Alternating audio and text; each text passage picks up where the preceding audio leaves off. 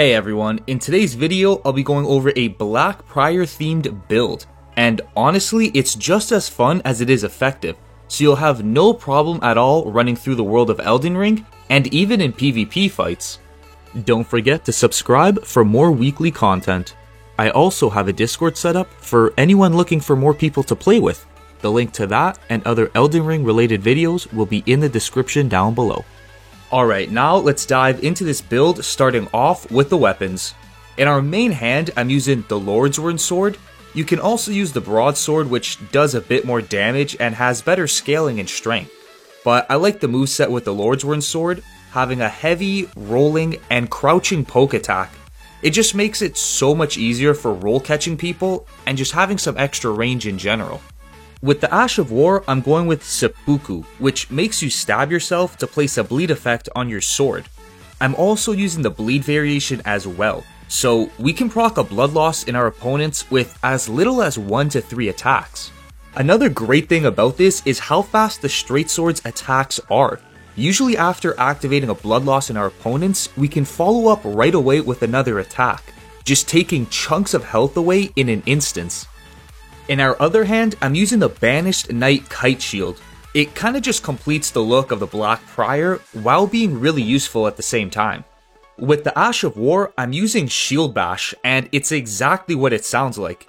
Your character gets behind the shield in a bracing stance, shoving the shield forward. Most people don't think much of this, but it's extremely useful, especially in PvP fights. When you're using the Ash of War, you're also blocking at the same time. So it's an amazing counter to people that use thrusting and heavy weapons.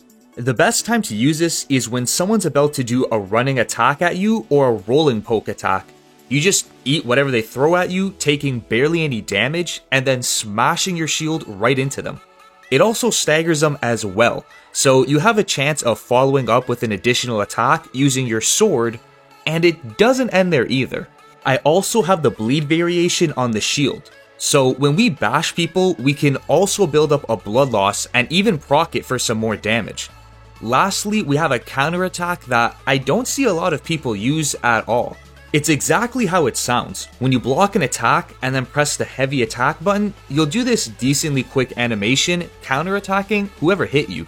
It's not guaranteed that it'll land, but from my experience with it, I've usually been able to land them about 75% of the time. It's a really surprising move most people won't see coming. So the shield isn't just for looks. It has tons of utility for not only protecting ourselves, but also dishing out some damage. The last thing I'll add to this is you won't want to block all the time, because this isn't a turtle build, so people can break your stance with just a couple of attacks. Just something to keep in mind.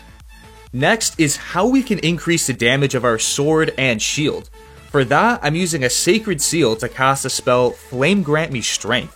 This gives me a 20% damage increase for 30 seconds, so I like to use this before entering boss fights or PvP fights.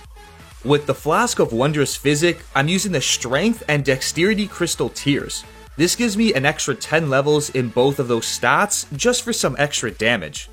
But honestly, you can use whatever tiers you feel like would work best with your playstyle, just because I wasn't able to find tiers that would really increase the impact of this build.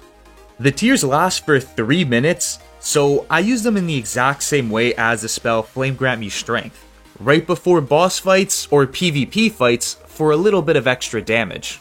Now I'll go over the talismans I'm using. The first one up is the Lord of Blood's Exaltation. With this, I get a 20% increased damage buff whenever blood loss happens around me.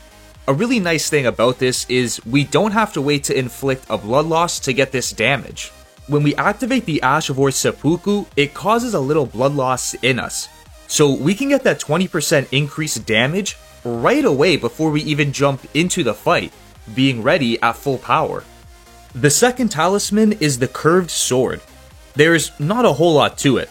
After blocking a hit and retaliating with a heavy attack, it'll do more damage. This is just to make the attack more surprising and punishing for when people try to poke at you. The third talisman is the Shard of Alexander. With this, it'll increase our special attacks damage.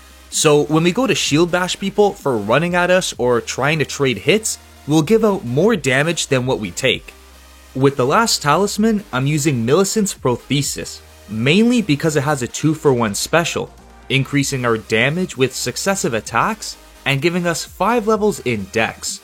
Honestly, the Rotten Winged Sword talisman would be better because it increases our damage even more, and our weapons don't scale that well with Dex. I just wasn't able to get it because you have to choose between Millicent's Prothesis and the Rotten Winged Sword as a reward after finishing a quest. Now I'll show you how to maximize the damage with this setup. The first thing you'll want to do is drink the flask of Wondrous Physic. That'll increase our Dex and Strength by 10 levels for 3 minutes. Then use the spell Flame Grant Me Strength for a 20% increased damage buff that lasts for 30 seconds. And lastly, Seppuku. This will coat the weapon in blood, increasing bleed buildup with each swing of the sword. Also activating the Lord of Blood's Exaltation for a 20% increased damage buff. Now I'll go over where you can find all of these items and after the stats required. To get the Lordsworn Sword, you'll have to farm it at the Gatefront Ruins. The closest resting place is the Gatefront. The enemies are pretty weak here, so it won't take you too long. The Ash of War Seppuku is located near the Freezing Lake resting place in the mountaintops of the Giants area. From here, you'll want to ride your horse to the blue marker I have set in the map. Here, you'll find an invisible scarab that you'll have to kill for it to drop the Seppuku Ash of War.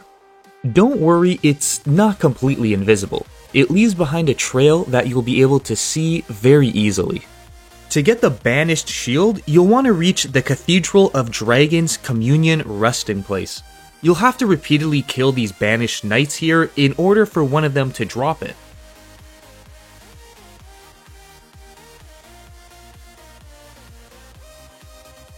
For the Ash of War Shield Bash, you'll want to reach the East Gate Bridge Trestle resting place. From here, you'll want to run towards the blue checkpoint I have set in the map.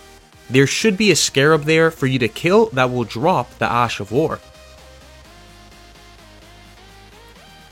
To get the incantation Flame Grant Me Strength, you'll want to reach Fort Gale North resting place.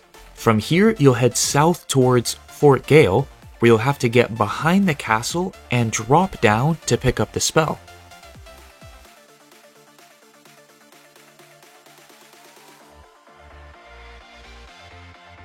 With the Flask of Wondrous Physic, the Dexterity Crystal can be found in the Liurnia Lake on top of a small hill.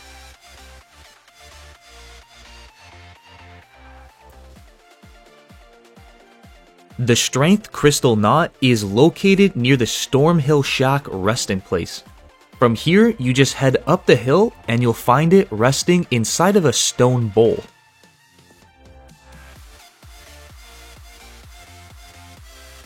For the Malekith armor set, you'll have to defeat the boss Malekith, who can be found near beside the Great Bridge resting place. After beating him, you'll be able to buy the full set from the finger reader Enna that's located at the round table.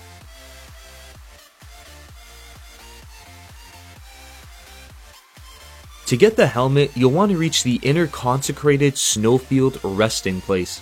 From here, you'll head towards the blue checkpoint I have set in the map. You'll find a carriage being escorted by 2 cavalry knights that you'll have to kill in order for them to drop it. To get the Curved Sword Talisman, you'll want to reach the Stormvale Cliffside resting place. From here, you'll run into the castle, trying to avoid all the enemies, to where you'll find a door that leads to a dark room. There's also going to be a strong enemy in there that you'll want to take out first. Afterwards, the talisman will be found in a chest in the corner of the room.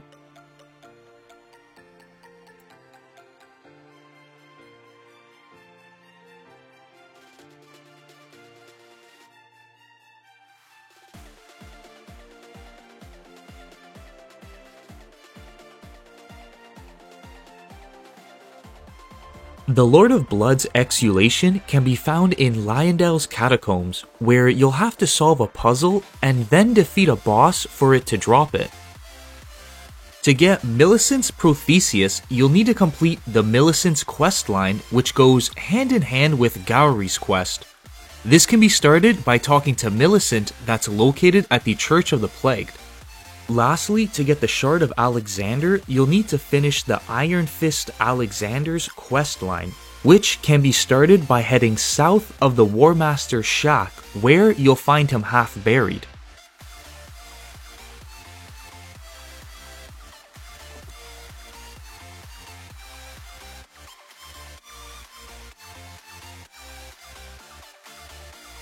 Now, with the stat requirements, you'll need a minimum of 14 strength, 10 dex, and 15 faith for all the items.